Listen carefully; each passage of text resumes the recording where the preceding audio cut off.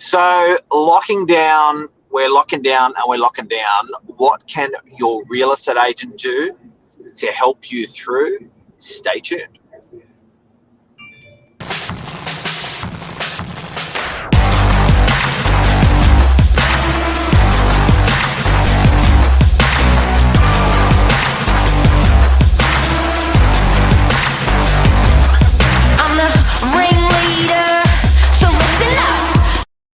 Good morning, everyone. Welcome to Morning Minutes. Myself, Michael BURGIO, Mark Novak, episode 500 of Morning Minutes. So pretty excited to hit this milestone.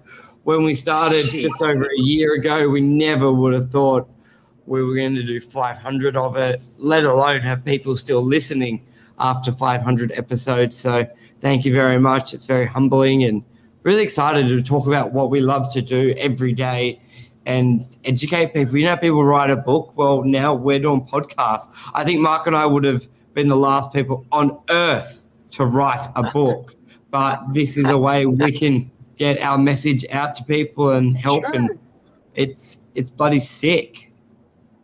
And thank you, Burge. Thank you, everyone, for watching. And I hope that we've helped in some way, shape, or form. Crazy or not, who cares? We hope we helped.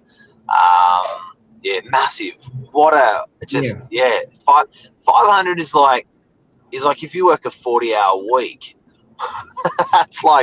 that's a lot. That's like 3 months worth of work. It's massive. Crazy. Each show it's at least sort of an hour and 10. By the time I get in the office, we start prepping, talking, and then after it, so from an agent's point of view as well, they whinge about, a lot of agents don't have time, and for 2 hours a day or an hour and a half a day, that could be a lot of calls, a lot of appointments. But I think just with the new direction of everything, you look at all the big platforms and that they're always talking and helping people. We get out there, we use our social media. I think real estate is a little bit too wankerish. I sold this, I did this. So I think it's really good. I know I personally much rather do a Facebook Live or do something like this than do 1,000 letterbox drops. Let's say they were equal with exposure and stuff. I would much rather do this. I feel a lot better talking and helping. And we learn as well, talking through scenarios. We stay on top of it. So I think it's a good benefit. And Michelle, thanks for watching every day. Luke as well, champion. Yeah. Thanks, guys. Guys, thanks so much for your support, Luke, Michelle, everyone. It's just, great. But, look, real estate's always been advisory, hasn't it? And it's just, we've just switched without realising just to a new way of communication. That's all. And but this level of conversation, this type of conversation, we have always been having in newspapers and or in front of clients and or on the phone. So it's just switching these levels of communication over to social, which has been it's been fun doing it. It's been fun doing it. A bit scary, hard work for sure, but fun as well. So Luke, prep time 3 minutes, video 15 minutes, connection priceless. It's true. A lot of the prep isn't the content. We're pretty good with content, Mark. We can come on 30 seconds. It's just everything else. But all right, let's get straight into it. How to get through lockdown with your real estate agent. This topic will really appeal to tenants, landlords, and other real estate agents, but mainly for tenants out there who they are struggling and they just don't know how to come up with the broach the subject with an agent where your business may be shut down, you've got no income coming in. What is the correct way to approach asking for rental relief or things like that? So we want people to have a little bit of helping hand, how to break the ice with your real estate agent, what you can ask, what you shouldn't ask, and really the best way to do it. Mark, where do you want to start? Maybe commercial tenants, rental relief. That's probably the biggest one I know we're being contacted by each day. So maybe start off with how that would work. Yeah, and look, I think we're going to talk about resi today as well. We're going to talk about rentals. We're going to talk about sales, buying, selling, all that stuff. But I think it's what's really important is we want to give advice to the guys out there that are paying, mentally, on the balance sheet, with your dollars in your business, and because we are ambassadors of property, real estate agents are.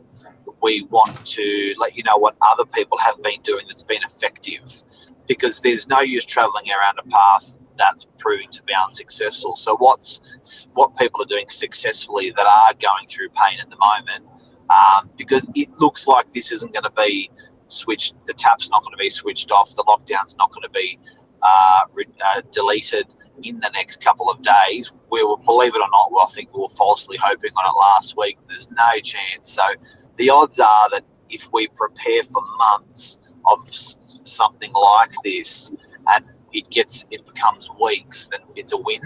But if we prepare for days or a week, and it gets extended a month, we're just going to be absolutely heartbroken. So the first thing is, I think, in preparation of what we're doing and in helping people that want us to help them, I think prepare for the long haul is my first piece of advice. So don't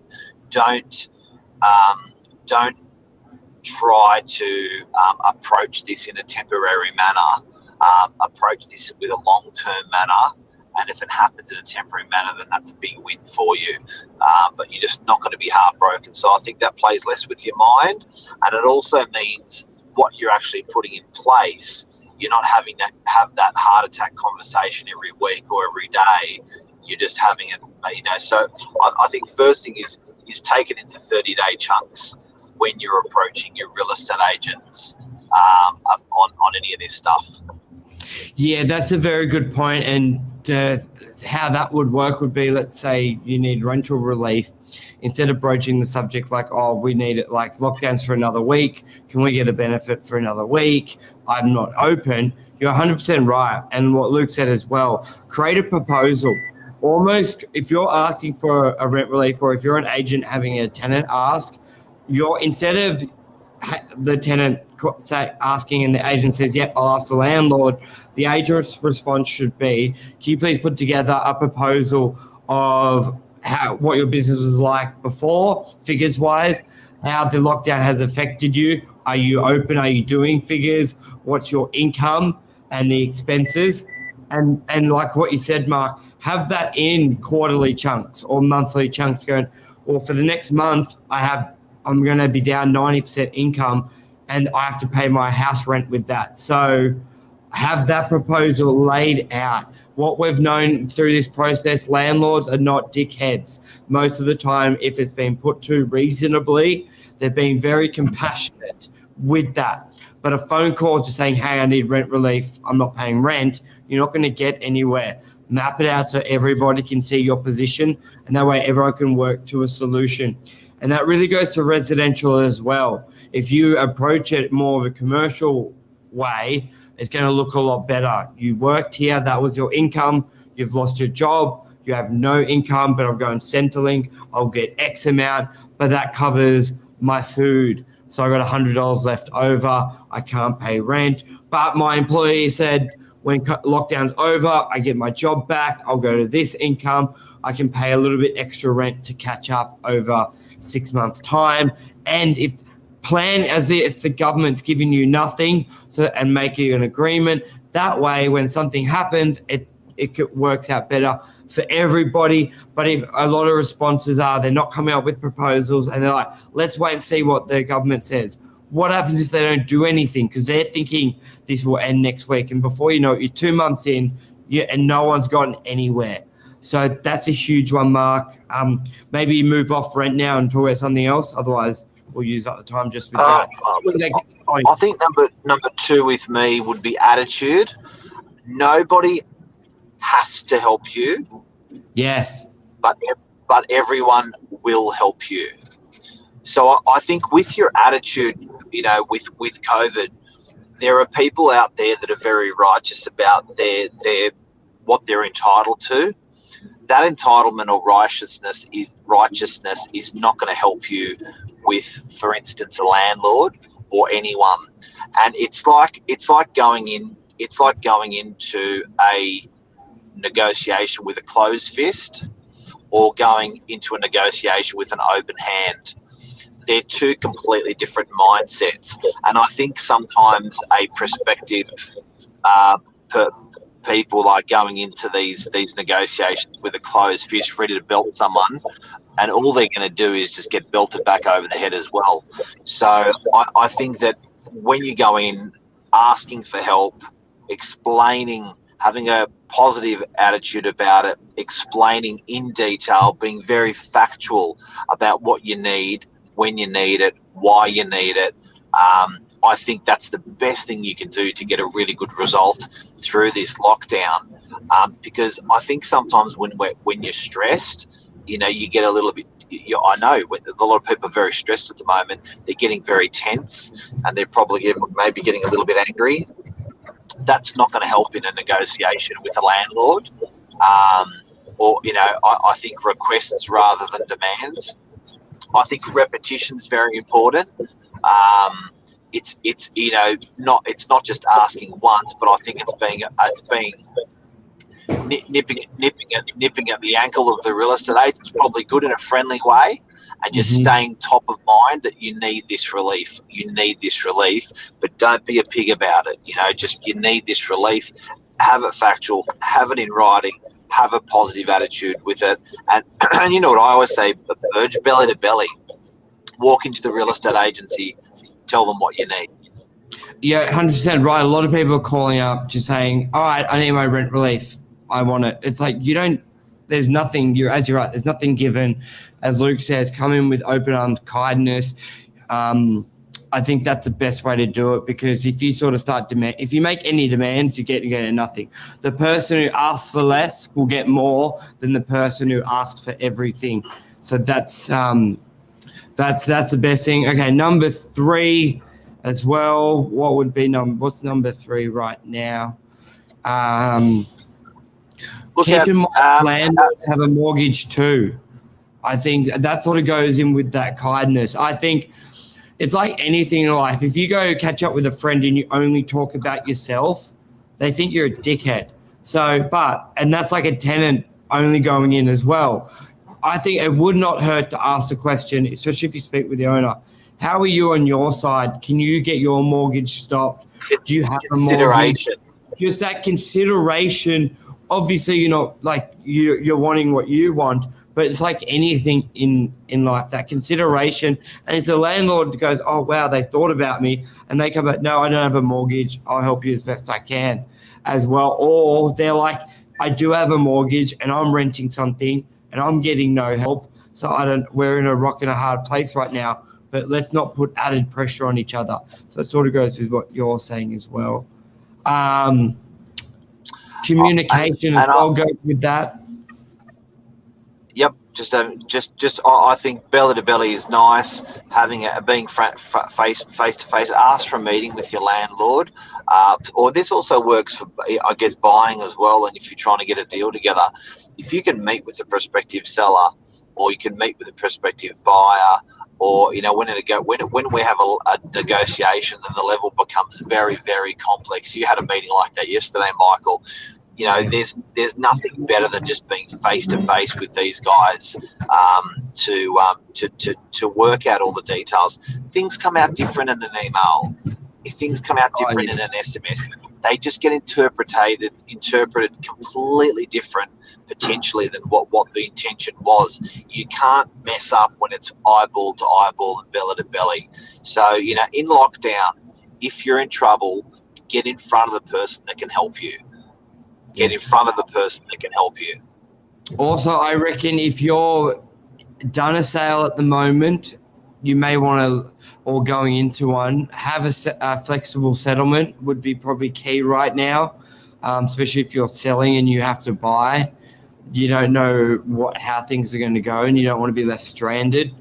You would have hated to have sold, and then even though we're seeing a strong property market, a lot of listings still coming on, we don't know if things are going to get worse. So if you're doing a straight 6-week settlement with no backup plan, maybe ask for the ability to rent the property back. I think be mindful of that. Like if we're in this for 6 months and you've got limited movement, you maybe want to be moving out of area or interstate, and you're on the market selling and you want to move, like that may be very difficult.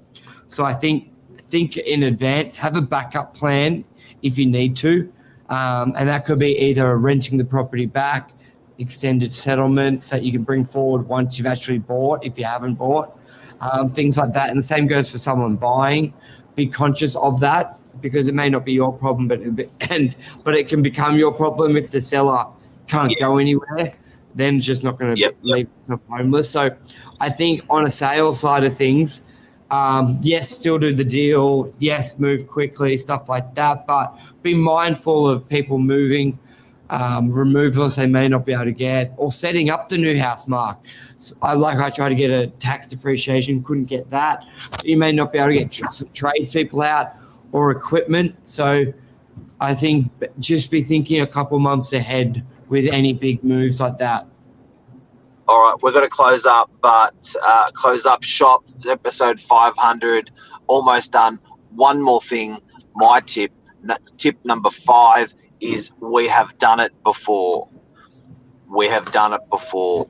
What that means is we've got a hell of a lot more experience than what we had in the last 2-3 lockdowns that we've had before. We've got a lot more analytics. We've got a lot more data. We know who to help more, and we know who to help less. We have looked at tax returns. We have looked at past statements. The government's ripped all this stuff apart. So don't worry about the assistance that's coming. It will be accurate, and it would be going to the people that are going to need it this time even more so. So I think help, one, we've got the data, which means help is going to be even more help than what it was last time, in my opinion. Yeah, thanks, Sean. Thanks for always watching as well and your support. You're 100% right. You're 100% right, Mark. But plan like help isn't coming. Get a solution, and then when fingers crossed help comes soon, it just makes life easier for everybody. Done. Thank you, everyone. Big time. Bye. Happy 500. Thank you, everyone, for your support. We